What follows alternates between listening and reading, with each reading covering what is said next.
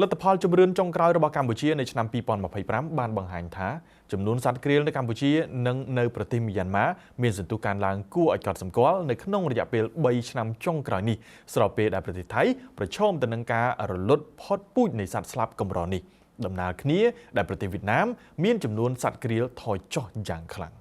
ផ្អែកតាមជំរឿនដដែលសត្វក្រៀលកម្ពុជាបានកើនពី156ក្បាលដល់214ក្បាលហើយសត្វក្រៀលនៅប្រទេសមីយ៉ាន់ម៉ាកើនពី169ក្បាលដល់406ក្បាលលោកប៊ូវរៈស័ក្តិនាយកប្រតិបត្តិអង្គការជីវិតធម្មជាតិនៅកម្ពុជា Nature Life Cambodia បានថ្លែងប្រាប់អ្នកសារព័ត៌មាននៅក្នុងសិក្ខាសាលាស្ដីពីការអភិរក្សសត្វក្រៀលនៅក្នុងអនុតំបន់មេគង្គនៅក្នុងទីក្រុងភ្នំពេញនា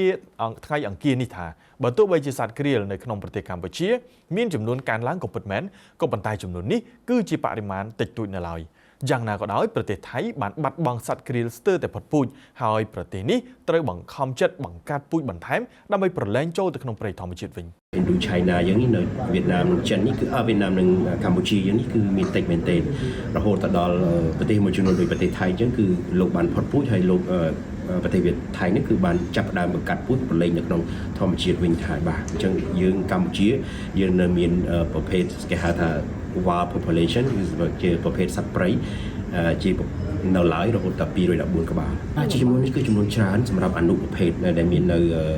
Indo-China យ៉ាងនេះនៅខាងកម្ពុជាវៀតណាមយ៉ាងនេះគឺច្រើនដែលយើងនៅមាននេះអញ្ចឹងយើងមិននិយាយខ្លះថាចំនួននេះយើងមិនទាន់ដល់ដំណាក់កាលដែលយើងគិតគូរអំពីបង្កាត់ពូជប្រឡែងទេពីព្រោះថាសកម្មភាពនោះថ្លៃខ្លាំងណាស់ហើយត្រូវការធនធានមនុស្សត្រូវការប្រុងប្រយ័ត្នបានទទួលជោគជ័យលោកត្រានត្រៀតនាយកនៃអង្គការមូលនិធិសត្វក្រៀលអន្តរជាតិ International Crane Foundation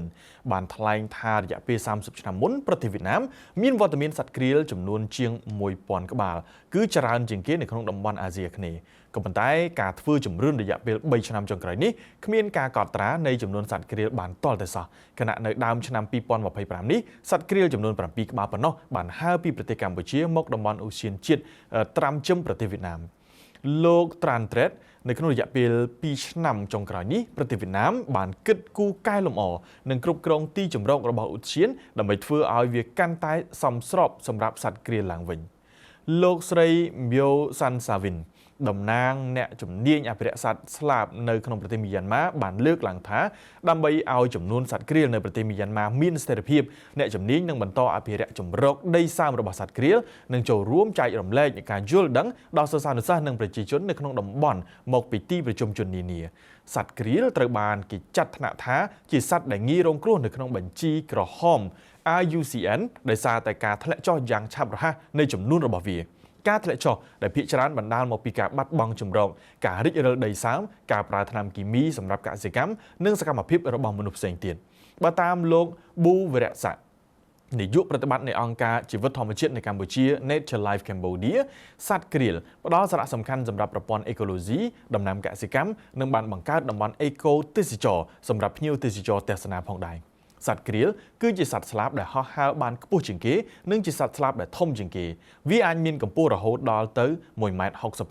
ហើយវាច្រើនរស់នៅក្នុងតំបន់ដីសើមវាពងកូននៅដែនជម្រកសត្វព្រៃលំផាត់នៅក្នុងខេត្តមណ្ឌលគិរីនិងខេត្តរតនគិរីនៅដែនជម្រកសត្វព្រៃគូលែនព្រំទេពនិងដែនជម្រកសត្វព្រៃឆែបខេត្តព្រះវិហារហើយវាផ្លាស់ទីមករកចំណីនៅតំបន់ការពារទេសភាពបឹងព្រែកល្ពៅខេត្តតាកែវនិងតំបន់ការពារទេសភាពអន្លង់ព្រីងខេត្តកំពតហើយមួយចំនួនទៀតស្ថិតនៅជុំវិញបឹងទន្លេសាបអាងត្រពាំងថ្មនិងខេត្តកំពង់ធំរួមទាំងខេត្តបន្ទាយមានជ័យ